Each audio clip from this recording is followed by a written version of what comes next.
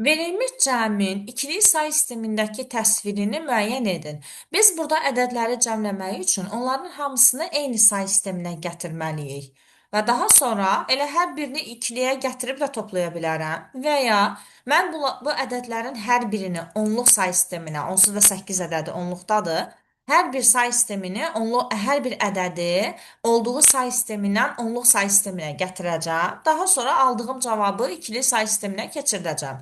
Məsəl üçün 30 ədədi 8-likdədir. Bunu onluq say sisteminə gətirmək üçün ədədin üzərini sağdan sola doğru nömrələyirəm və daha sonra 3 vur 8 üstü 1, 0 vur 8 üstü 0 yazmaqla alınmış nəticələri toplayıram. Bu bizə 24 verir. Deməli, onluq say sistemində olan nəticəsi 24-dür.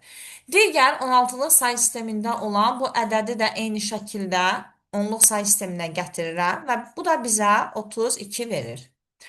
Və onluq say sisteminə gətirdikdən sonra ədədləri toplaya bilərəm. Birinci ədədi onluğa keçirdikdə alındı 24, ikinci ədədi onluğa keçirdikdə alındı 32, üçüncü ədəd də onluqda verilib 8-dir və bunların ümumilikdə cəmi olur 64 onluq say sistemində. Və biz aldığımız nəticəni ikili say sisteminə keçirməliyik. 64 özü 2 üstü 6-dır və bu o deməkdir ki, ikili say sistemində ədəd belə olacaq. 1 və arxasında 6 dənə 0. Yəni, doğru cavab olacaq, bax bu cavab. Bir dənə 1, arxasında 6 dənə 0.